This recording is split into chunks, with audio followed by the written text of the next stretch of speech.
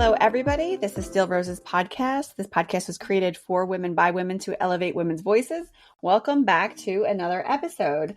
We have an amazing guest here with us today, Dr. Luissa Kiprono, whose message is focused on hope and positivity to all women, that they are worthy, their goals matter, and the only limit on them are the ones they impose on themselves.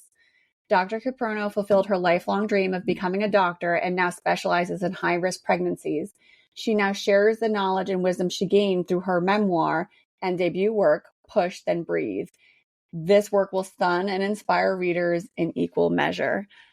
Dr. Luissa, welcome to the show. Thank you, Jenny. Thank you for having me. Very, very excited to be in your show. Of course. Welcome. So why don't you let the listeners get to know you a little bit, tell them a little bit about your story, because I know I just touched on I just scratched the surface. Well, I'm going to start by saying that I always wanted to become a doctor. Since I was a fifth grader, that was my dream, to help people. I myself had some health hiccups in my childhood that finally in about second grade resolved through surgery. I had huge issues with tonsils, chronic tonsillitis. So when that finally came to par to get my tonsils removed surgically, mind you, with practically no anesthesia. In communist Romania, the way we used to do it is pretty much some local, but then otherwise strap you to the chair and hold your head up. Hold your head high, and then they just yank them out. So besides the fact that was extremely traumatic and painful, all of a sudden, out of just overnight, I started feeling better. After I healed, my whole life turned around, and I realized how much good one can do, to help people achieve their health and guide them and encourage them and promote their health. So that is in a way linked to my life story. Back in 1987, I came to the United States for the first time on a 2-month visit. This visit was meant to get to know my father, that I barely knew. I only met him before like twice in my life. He was a former political dissident. He escaped communist Romania and he settled here in the United States about 10 years after. So my plan was to come visit the New Hampshire area or New England area rather, and get to know him and turn back home. That summer, I was scheduled to take my medical school admission exam to go to medical school in Romania and become a doctor, go back to my family. That really never came to par. Unbeknownst to me, he had completely different plans for me. Within just a couple of weeks, I became really the unwilling visitor. I was coerced into changing my name. My passport was taken away. I was forced to apply for political asylum. And once that got rolling, actually everything turned into 100% mental, physical, emotional abuse and financial dependence. Now, mind you, I didn't speak any English. And I had no family here, no friends, no relative besides him. So really the only thing that kept me going through all these years of captivity, which were about 6 years and 8 months, kept me going, kept me focused, was this desire to become a physician. And really all I had, with me or near me was a cat. She always, she's I depicted in my book, and really it was something that really kept me sane, kept me positive, kept me focused. And my mom was back in Romania, and she and I would speak every Sunday for 59 seconds That's how much I was allowed to, and that again, it is amazing. And the reason I bring all that up is because it's amazing what just a little tiny bit of hope and a little tiny bit of sunshine that's left in all that darkness can keep us going. So 7 years later, I escaped. I became an American citizen. I started a new life, joined the Air Force, the military, and then through the Air Force scholarship program, I succeeded to actually finish my medical school and become a physician. That was total 15 years. That's amazing perseverance. And, what you said about having that ray of light or even that glimmer of hope, and how that allowed you to maintain, like, I guess, some sense of yourself while you were Yes. in that situation with your father. And then you were able to actually get to medical school, which is like, I mean, considering what you went through, because you were essentially held captive. Yes. And you were in a country that you're not familiar with. You're here by yourself, basically. You only have your father. And then I could see, and I know, like, some folks will probably say, like, well, why didn't you just leave? Like, why didn't you just go somewhere? But if you took your passport, took your credentials, like, you're alone in a country that you don't really know, like, the comings and goings. Like, what were you supposed to really do besides, like, trying to survive that situation that you were in? Yes, and I on occasion get those questions, especially, believe it or not, especially from men, because they just can't. They're just differently wired genetically. Not that they mean harm, but some said to me, "Well, I'm surprised you didn't harm him," or "I'm surprised you just why did you stay?" Or like you said, and just try to remember a couple of things, that what happens to the foster children, right, when they Mhm. graduate the system at 18 and they let them loose. They have no map road, Yep. right? They have no idea what the society is all about, what they have to do to overcome any type of dangers, any type of situations. So what those, it's just like a strange, beaten up, rejected animal. Yeah. Okay, so what do humans do? They just try to find another human so they can get some consolation, somebody to believe in them. So a lot of the time, they predators come into place, and now you will go from bad to worse because you start believing in the wrong individual that really is going to take advantage of you. And Yeah. Let's take a quick break. Are you interested in podcasting but not sure where to start? My name is Jenny Benitez, and I'm here to help guide you through your podcast launch and maintenance. Check out the link in the episode description for Podcasting Unboxed, your comprehensive startup guide. I am very excited to work with you. I know every time, I think between my journey that I've been in, my trials and my tribulations, that is the one thing that really, really resonates with me when I see that it's so many things undone out there, whether the foster children or abandoned children or orphans or the victims of our system, that nobody really realizes, like, hey, put on your long-term lenses, not what's here for tomorrow, right? We're Yeah. talking about what is people going to do in 5 years? What is people going to do in 10 years? What are these people going to do, or women are going to do when, as soon as they get out, it's not like, oh, I'm going to get out and I plan on getting pregnant. Oh, no, that's not what it is. They Right. just need someone to love them and take care of them and a shoulder to cry on, and they're taken advantage of. So Mm-hmm. no, you risk becoming a statistic by acting like, hey, just run away or go to the police or go under the bridge.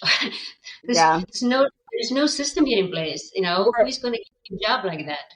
we're definitely, like, as a society, there's so many really horrible gaps for especially for children in the foster system. And, you know, I've thought about that quite a bit, because you're right. You know, you're expecting an 18-year-old is going to age out of the system. Well, what are they going to do? Because me at 18, I didn't know what I was doing. I needed a lot of guidance. Like, and I needed someone to kind of help me get to where I was getting. Now, like, I have my own little like gaps and like my parents separating and me kind of having to like handle things alone, but it was never a situation of captivity. Like, I always still had a range of support. And if it wasn't my parents, because they were dealing with their own nonsense, I had aunts and uncles. I had people that were in my corner that were like rooting for me to do better than what I was doing. Even my grandmother, I think she was in her 70s when I hit about 18. And even she was like, Jenny, you can do better than this. Like, let's, you know, stay focused on what you want to do. And I had people there. And if you really think about like these young folks, and not just women, but men too, like when they come out of the system, where are they going next? You know, like, and what support do we have for them? There's so many gaps like that. And then they're almost set up to fail, really, is what it is. It's almost like setting them up for failure, because, well, we have these young people now that don't really understand like the ins and outs of like society or getting a job, or how are we writing a resume? How are we balancing our checkbooks? Like, how are we balancing our finances? Like, there's no guidance. How am I in a good relationship if I've never seen a good relationship? You know, like that sort of thing. I think about that quite a bit, because down to the core of like, you know, the example that you show your children, you know, my husband was just telling me the other night that him and my son were together yesterday. They had like one-on-one time, because my girls and I had a Girl Scout meeting. And he told me later on in the evening, he was like, you know, Vicente said to me, we were talking about, you know, our old apartment, and Vicente said to him, oh yeah, I remember you and mommy used to fight a lot. And he was like, what? And we did. I mean, we did. The kids it was 3 babies at once. There was a lot happening. So yes, it did happen, and they witnessed it because they were little. But at the time we were like, they're little, this won't really affect them. But he's 8 now. And that was about 4 years ago. And he remembers it. And he said, oh, I remember you yelled at mommy and she was crying. That's what he remembers. So like these things that like, you think these young people in the system, young people growing up in abusive households, young people growing up with like alcoholic parents or alcoholic family members, trauma, like people who are being sexually abused within their households. This is all like goes into the kid. It's like funneling it in, and then where do they go from there? And to what your point was, something that you had said earlier, breaking those cycles, and like what you went through, for example, breaking that cycle is incredibly hard, because you lived through that, and to walk away from that and come out okay and do what you've done is like a huge, huge accomplishment. Well, you know, I have to, I have to credit part of my success because of my upbringing. See, up until 18 years, and 11 months, I came here a month shy of being 19. I had the most loving, close-knit, supportive family. I was raised by my grandparents and my mother. And, you know, I was like the belle of the ball. I was always, I mean, I've never, ever heard my mom or my grandparents say that I'm stupid, that I am ugly, that I cannot do anything in life. And I took that in. And I've never called my kids, Yeah. you're stupid, you can't do anything. You see what I mean? It's that negative reinforcement that it's really, really damages, especially in a very impressionable mind that children have. Because as I talk to my patients all the time, I speak to my patients and, you know, about drugs and about using, or about alcohol, about anything that goes into those patients' mouth or veins or otherwise. And I say, just think about it this way, that anything that you take, that baby will get. And that baby brain is a white, clean slate. So this is how we start wiring. This is how we form habits and behaviors.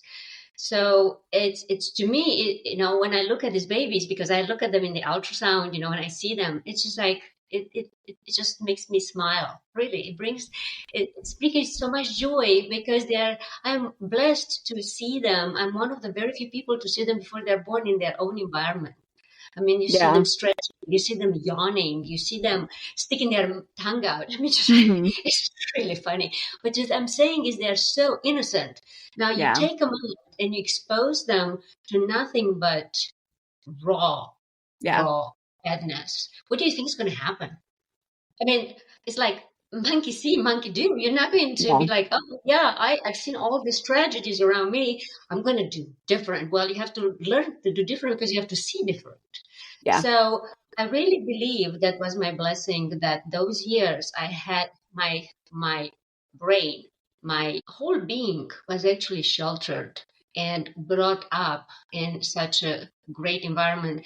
And then when I came here, that actually I used that as my fountain, like every time I would just be, oh my God, this is just not ending. What am I going to do? I would close in and find that inner seed, that the third, the very, very deep soul that I had left just was really deep inside me. So nobody can see it, know it, or hurt it. And that's where I would find my peace. That my walks, I know I used to take walks in the cemetery nearby with my cat, and that was my sanity. Yeah. So I cannot emphasize enough. And, people are like, well, what can we do? And I see things on the media. I see things, everybody has a formula, Jenny. Everybody has a recipe. Everybody, for a price. But really what it is that I am trying to, impress anyone out there that listens, my audience, my readers, is that we are the ones that impose our limitation on ourselves. It is really truly up to us to be able to take the ownership and move on past what has happened to us. And, I always try to take my readers or my audience back when you're a child. Think about when we're children, right? Mhm. Children are so fearless.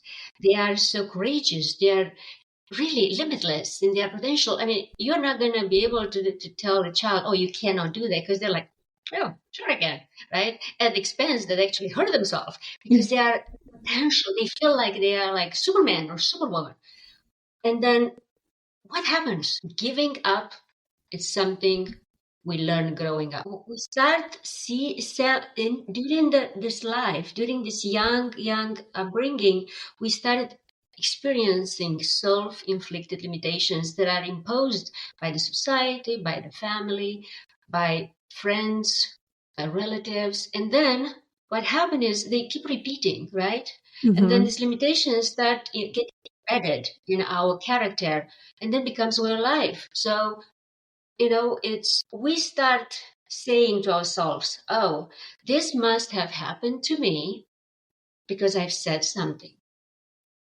I said something, and that's why I deserve this. Because I dressed this way. Because I acted this way. I am the root cause. And we women are extremely good at this. We just like Mhm. self-blame, self-ostracize. And then we start saying further, hey, if I could just fit into this neat little box, right? And don't step out of it, everything will go away. But it's not true, because that's not who we are. You're trying to portray something that is not you, and at one point it's going to break down. And I really see that a lot, and that is my message. Stop ostracizing. Stop short of blaming yourself for everything. I was, up until a point, I was one of those. Because, I could remember saying to myself, like, no, it's not my fault. Why did I have to stay? Why did I even come? Mhm. Why did I have to come and get to know my father? Like, it's my fault. That's why I'm predicament I am. And I continue that. Jenny, because at some point, my mom said she didn't know what was going on at all. Nobody knew. And she said, why don't you just come home? It's like 4 or 5 years in the making. You are not becoming a doctor. You're not getting anywhere. And, I told her, I said, because now there was no longer communism, right? Mm-hmm. Communism fell in 1990, in like the winter of 89. And I said, no, Mom, I got myself in this predicament. I am going to get myself out of this predicament. So I rejected the help because I felt it was all on me to fix what I have done. In my case, actually, it was something that happened in November of 1993.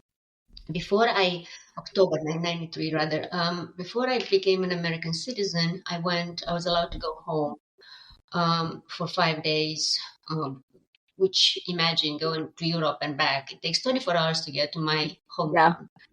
Uh, but I was only allowed to go that long, and it was very strategically placed right before my school, because I was taking a class at the time. I was allowed to in undergrad classes, and it was right before my school started. And he knew that I was not going to miss that, right? He knew that I'm going to come back. So I went home, and my mom pulled me to the side and gave me a small amount of money, a gift, $1,000, which in Romania is huge. I mean, it's just the way inflation it was. And I couldn't take it. And I said, no, I just can't do this. I'm supposed to help you. You're my aging parent, not the other way around, right? Yeah. And she said, I want you to keep it. I want you to have it. You never know what can happen. And I said, what are you saying? He says, well, I spoke with your father on the phone, and when I asked him what he's going to do about your school, he said, you will make a very good secretary. He had no intention to help you go to school. So then, when the shift came, like it just hit me. I was like, oh my God, all these years, all these lies. Because my hope was to get in medical school and escape that hell. But that was my only way to see it. I had no money. All the money that I would make, I would work 2 jobs, and all the money would go straight to his account. I used to get $1 a week but for what, right? Allowance. Right. Yeah. And I was actually when I would drive to school, his car, he would write down the miles, so I would not go extra miles or go somewhere without him knowing. It was extremely, extremely hard. So when I heard that, I came back 2 months later. He went to Romania in a visit, and during that time, with the help of my very best friend, who is still my friend, she drove me around to find, because I didn't know anything. Again, remember, it's like I'm on the system, so I found a small apartment, put a down payment, and I found a car, and my lucky stars were that I actually got a loan, because you know how hard it is if you don't have a credit, right? Yeah. So I believe that was like a deliverance, because I tried before to get a credit card. Nobody would give me a credit card because I didn't have any record, and I was always told I could not do anything without him. I would be nothing without him. So that's when I moved. I got my citizenship. I moved out. And I started in life. I started working 3 jobs and just to survive.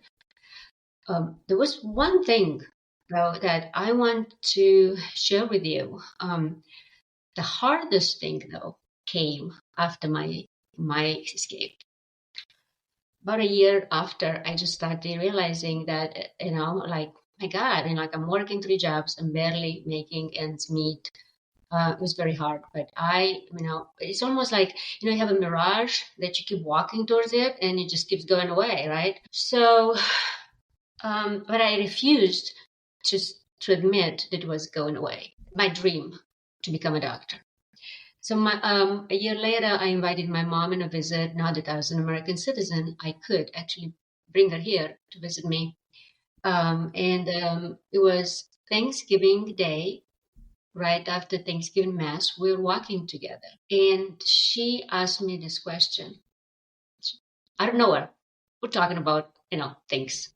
She said, "Well, what about your school, Luissa? What about your dream?" And that was the only two questions that she asked. And I said, "Mom, don't you see what's going on? Like, I'm barely surviving." But that question hit me so hard that moment. And she didn't say anything else, Jenny. Nothing. For that day or the further 2 months that she stayed until January when she left, she did not bring it back. But what that question did to me, it just woke me up. Yeah. And I said to myself, this is not going to put me on my knees. I started taking ownership. I turned from being helpless to realizing that this is what I have meant to do, that I am powerful. I will take ownership of my dream and I'll go with it. So a month after she left, I applied to get into an undergrad program. And that next September, I was enrolled in my undergrad degree in University of Massachusetts in Lowell. Finished my undergrad in 2 years, and then I got into a medical school. I got the Air Force scholarship, and the rest is history. What a amazing gift that your mother did for you. Well, one, like your upbringing in general with your mom, really setting that stage to tell you like you've got something here and you can do this and you're gonna achieve your dreams, and as much positive reinforcement that they gave you. And as you're talking, I was thinking about my kids and my daughter Genevieve. She's very like, she likes to draw. She likes to do art and she's really good. And I'll tell her, like, she'll show me her pictures and I'm impressed, which is how she's able to do like just freehand draw. And I always tell them like, wow, I'm like, you did a really good job. And she's like, I know, I'm a great artist. And I'm like, oh, You must have told her that. Now she believes like, it. you know what? You are a great artist. Keep going, honey. And, as you're talking, I started thinking that through, and that's, that helped you, almost saved you in that time that you were held captive with your father. That's really what helped to keep you alive, basically, and to keep your essence, because had you just gone into that situation without that already in your pocket, you might not have come out the other side. Now, and then even her delivering that question to you, like, well, what about your dream? I jotted that down because I'm a really big advocate of like, like kindness towards others, and like to speak, like I have a lot of instances where I'm inspired to tell someone something. And all of a sudden a thought will pop into my head like, oh, you know what? Let me reach out to so-and-so. I noticed that they're working really hard on this. Like, I just want to make sure that they know that I see this. And, or I let me reach out to so-and-so. They, my colleague was working on this project. She hit it out of the park. Like, let me just make sure I tell her like, hey, you did really good here. And every single time I've done that, the response is like an overwhelming, like, oh my God, thank you. Like that, like you made my day here. And it's things like that I think, we're lacking so sorely. People don't speak like that to each other anymore. Or they feel awkward about it or embarrassed or what have you. And I'm like, I don't even care if it's just me for now. I want to be the person that like gives people props and helps to light people up when not even when they need it, like not in their darkest time, but in their everyday time. Somebody who's doing a really great job, like give them some, some kudos, give them some props and say like, hey, I see you. Like, I see you. And don't forget who you are. What an amazing, yeah. You did a lighthouse for your daughter. My mom was a lighthouse for me. And that is one of the things that I advocate for and I guide. And, you say that that you do, that you talk to people, you send them a little note, you encourage them. It's funny because I do that with my team, with in my practice, because I do 100% telemedicine. I'm the only one that's remote. My entire clinic is on the ground with my patients in the various location. One of them is in Kansas City and Missouri. And yeah, if they do great, like, hey, this scan was amazing, or hey, you guys did such a great job today because it was such a hard day, or the response and the reply is invariably like you said. Yeah. Because you didn't have to, No. but you did because you wanted to recognize that person, and that person like, oh my God, I am being seen. Right. Because how often do you go through life, even personally, me, the amount of time that passes before I get like anybody and I'm not looking for compliments, but like, think about that though. How much time passes before someone says kind words to you? And what does that make you feel like? Like, down at my core, I always say to people, I'm like, treat others how you want to be treated. Like, even as an adult, treat people how you want to be treated. And then it comes back to you. You also, beyond like your practice and your work with the high risk pregnancies, which I appreciate, by the way, because my twin pregnancy was high risk, like pretty seriously. So because my pregnancies were so close together, they were both C-sections, and it's a big no-no for, it's a huge no-no for C-section pregnancies. You're supposed to be waiting, and I didn't. So I have a great appreciation for the work that you're doing. And I also was interested, since you do get to work in the field that you get to work in, I'm always curious, and then I have a question about your humanitarian foundation, but I'm always curious about medical practitioners' opinions on the effects of like the surroundings from the baby, like beyond what you're consuming, like food or, otherwise. To me, I've always felt like how I was when I was pregnant, my temperament when I'm pregnant, if I'm anxious when I'm pregnant, like that somehow affects my child as well. So stress and so what happened is stress, all kinds of stress, okay, whether it's acute or chronic, increases our stress hormone, which is cortisol. So stress hormone is the hormone that gives you, together with adrenaline and epinephrine, that flight or fight response, right? So when your cortisol is up, everything is vasoconstricted. Why? Because all that blood has to go to organs that make you survive. The brain, the adrenals, the muscles, right? Everything has to be ready to go. Well,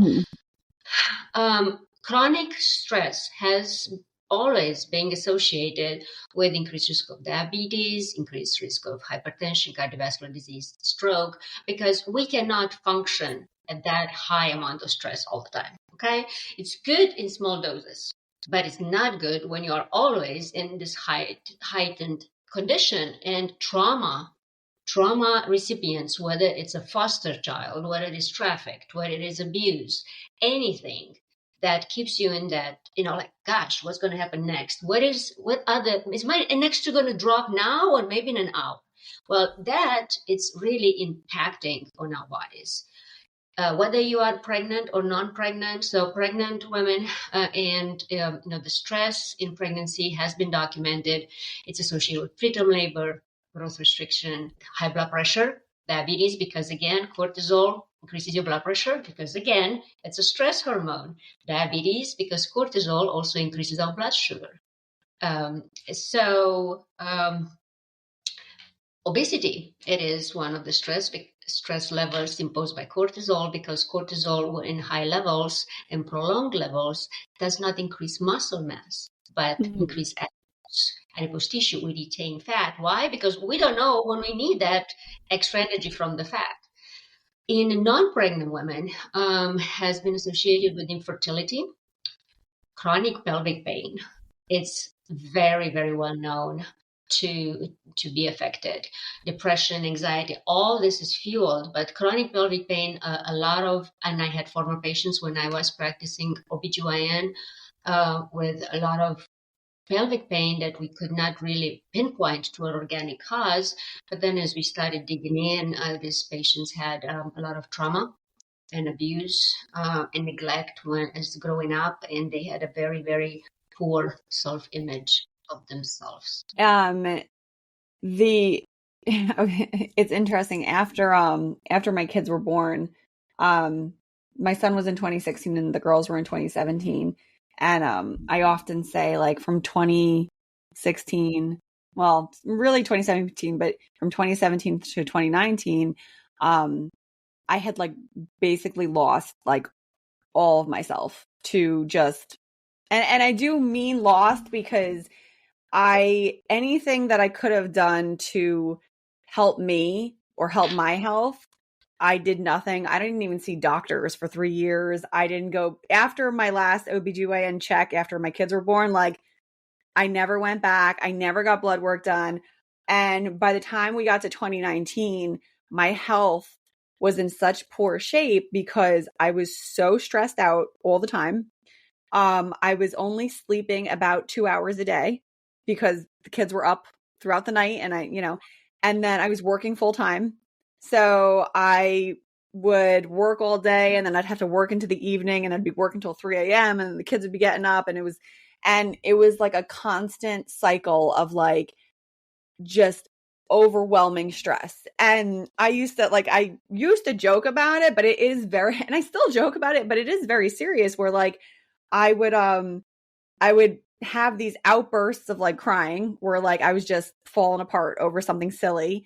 And then I would also have these moments of such sheer severe exhaustion where I would be like in the middle of a task, like I would be cooking dinner or I would be giving the kids a bath. And all of a sudden I could feel my body just like starting to slowly like power off.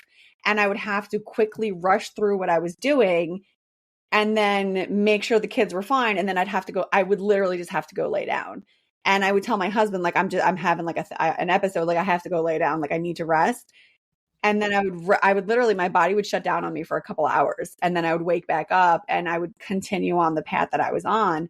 And when I got to 2019, my medical doctor said to me, she was like, you're taking years off your life. I finally got myself to a doctor and I was telling her, I was like, I'm severely overweight. Like I'm obese. I was like, this is all my symptoms. I'm having knee pain, joint pain. Like, I think I might have arthritis. I was like, I'm trying all these crazy diets. Nothing's working.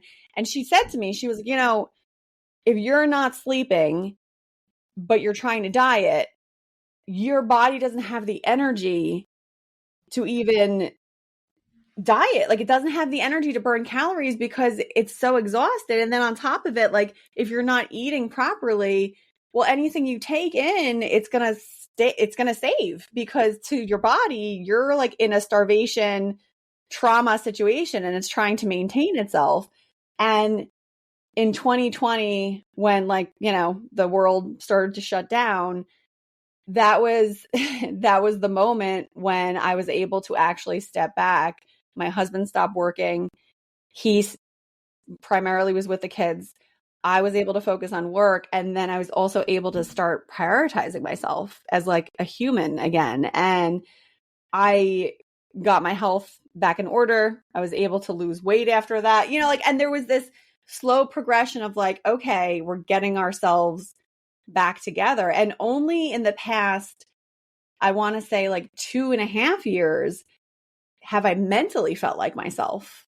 It took a really, really long time and a really long, like a long road of like self-discovery, because 2.5 years ago was when I had my moment of, I have been beating down this corporate path for my whole life because in my head was you went to college and now you need to make money and you need to make as much money as possible. It doesn't matter what you sacrifice. You need to just make as much money as you can. And so for the longest time, I sacrificed everything for my job and I made sure my kids were taken care of, but I sacrificed everything for my job. And I had this pivotal moment like 2.5 years ago where I realized, I was like, you're losing this. You're losing all your time with your kids. You're never getting this back. And that was the moment that I was like, I have to start exploring, like, Jenny, what do you really want to do with yourself? Like, you're great at your job, but like, this isn't making you happy. Like, you're becoming kind of a miserable jerk. Like, you need to do something else.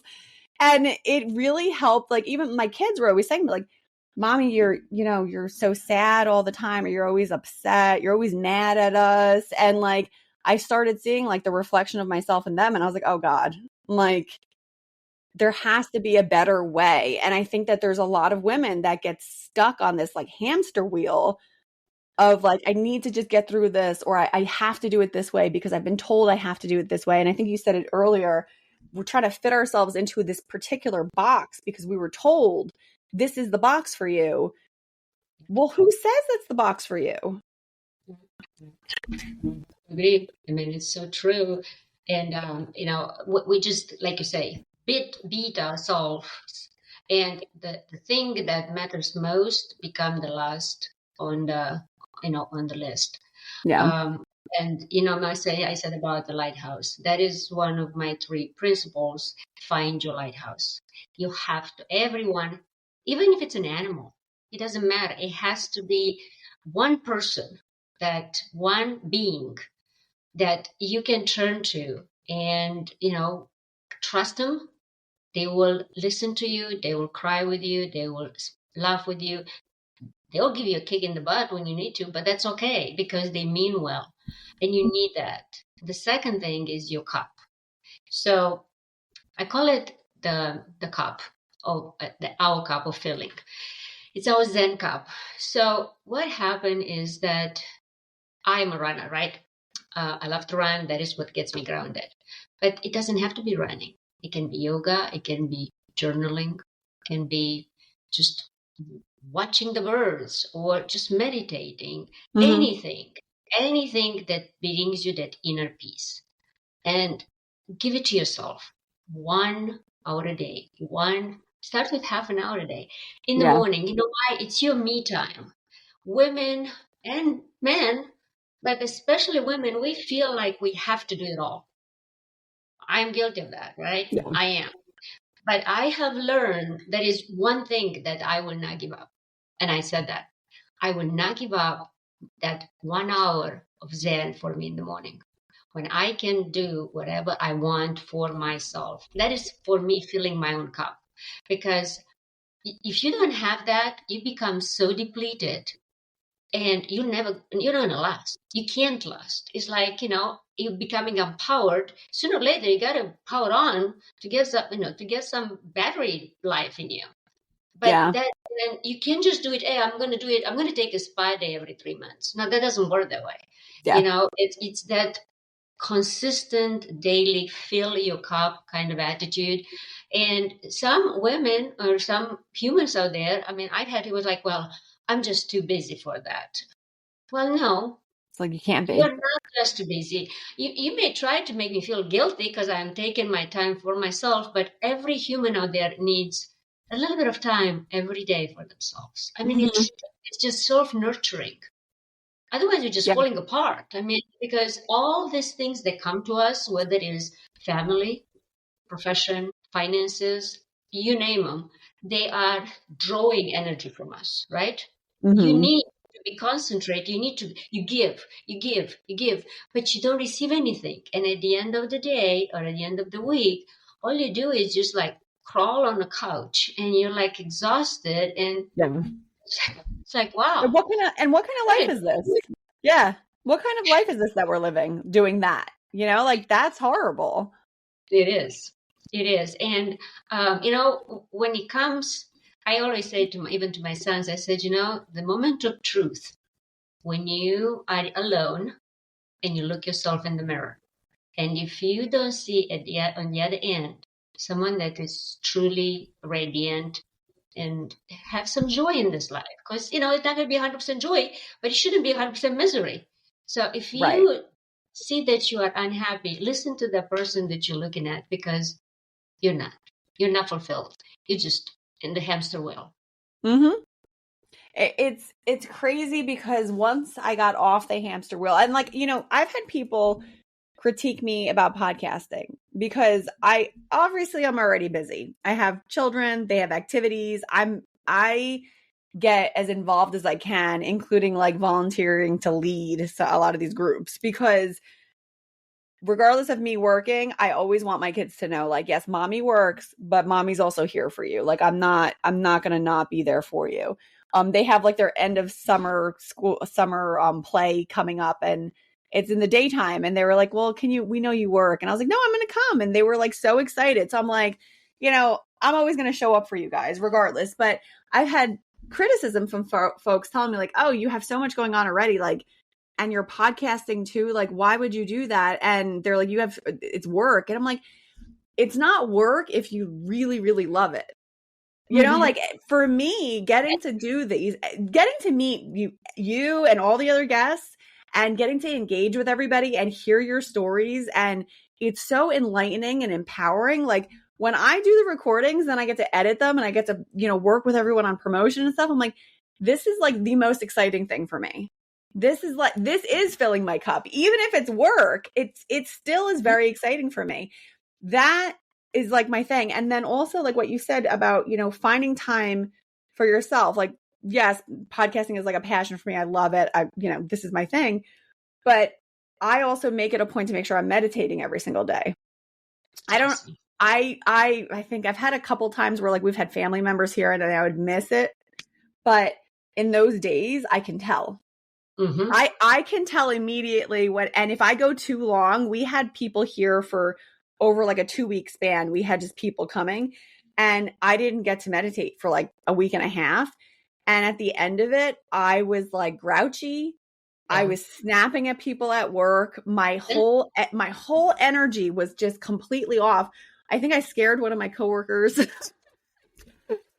She was really thrown off about like how bad I was acting. And she was just like, maybe we should just, and I was like, I'm sorry. Let's talk tomorrow, let me reset. And I made sure the next morning to make sure that I meditated, because if I don't do it, all of a sudden, all of my bad habits come out and my cup is not full anymore. And I don't have anything to give anybody.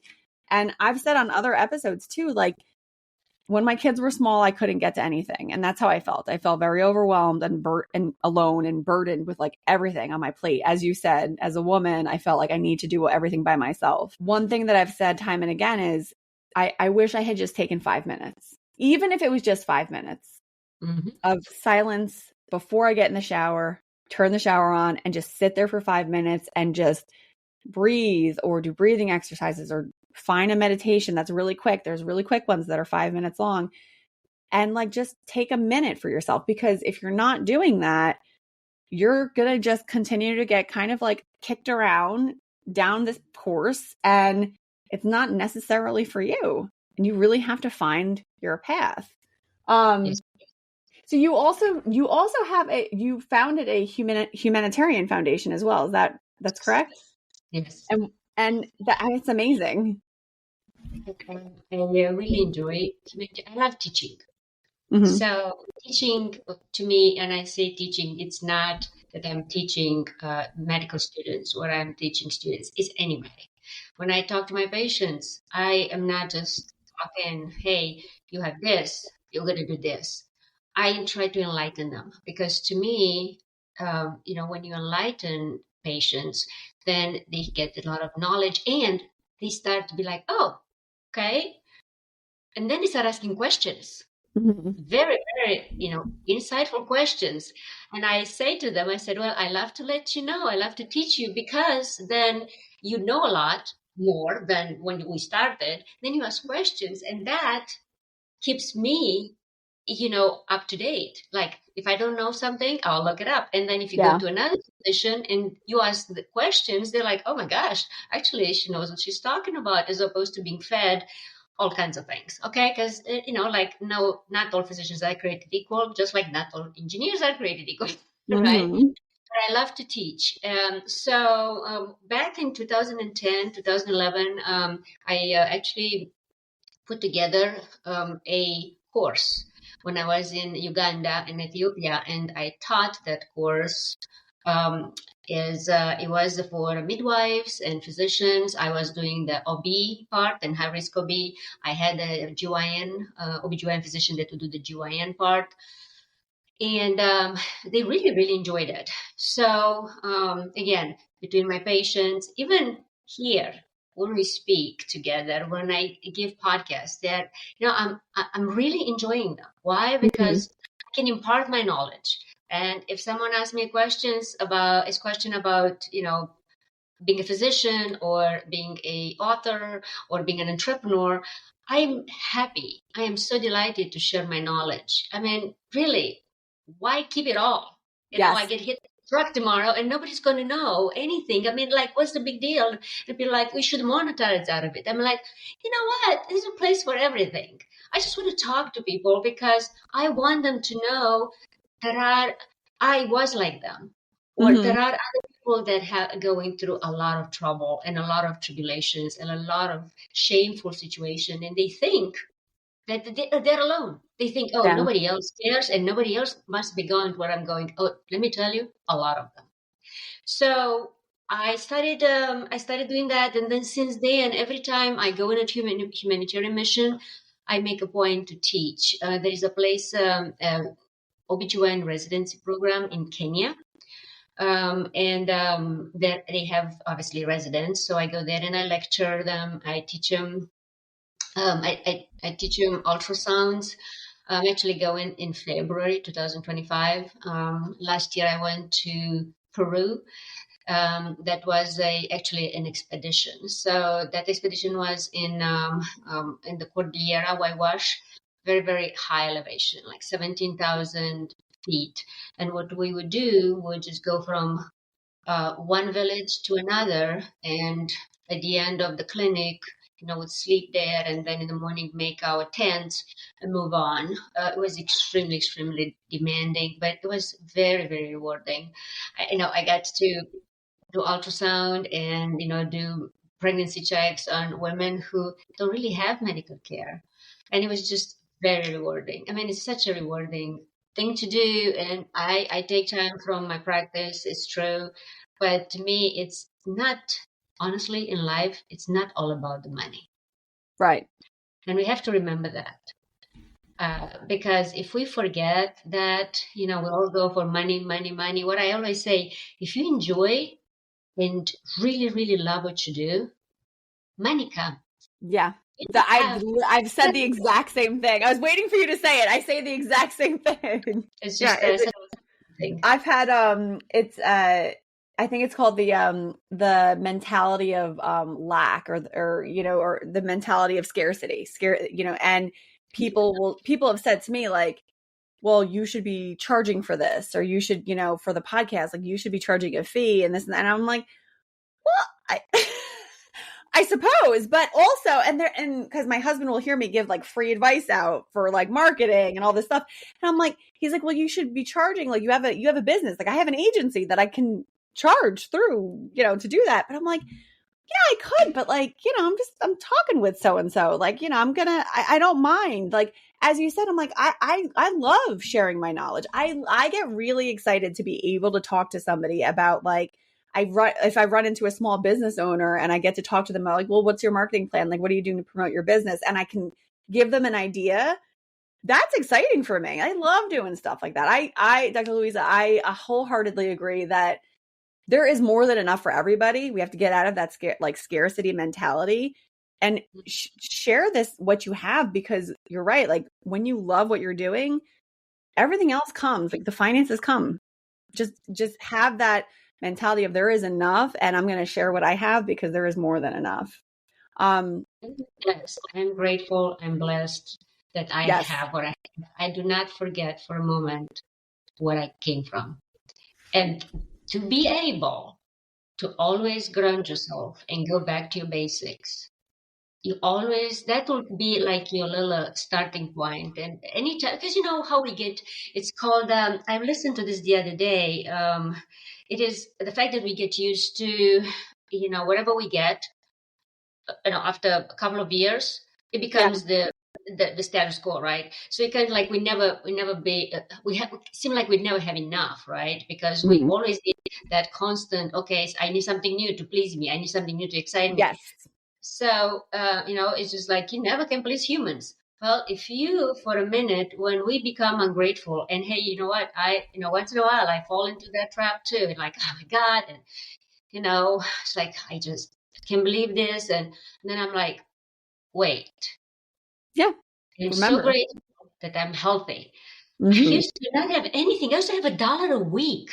Yeah. I used to work 3 jobs and I had nothing to show for, and I had no way out. And that, it's really like a constant reminder. When I go to my humanitarian missions and I see how people live and how little they have, and they're still happy. It's like, Yeah. oh, okay. Just remember, they eat, some bread and salt and a piece of onion, and they're okay. Yeah. And what's the big deal? So backing off. So I always say, don't forget where you came from. Don't forget your basics. 100%. I wholeheartedly agree. Dr. Luissa, thank you so much for coming on the podcast and sharing your story. Everyone, if you're interested in hearing more of Dr. Luissa's story, her book link is going to be in the episode description. You can access it there, and then I'll also include her other links so you can follow her on social media as well. Again, thank you so much for joining the show. Really appreciate you sharing your story. Thank you, Jenny. I really appreciate you. I appreciate your audience. I hope you guys take a minute and get my book, not because of the book, it's because of the story and the message that is really, really powerful. And all my hope out there is that, to change someone's life. If someone can take this and change their lives for better, that is all I envision, because you have possibilities. So embrace your possibilities, overcome, and influence the world, because it's your world. Thank you. That was beautiful. Thank you so much, Dr. Luissa. Everybody, we'll see you on the next one. Take care. Take care. Have a great day.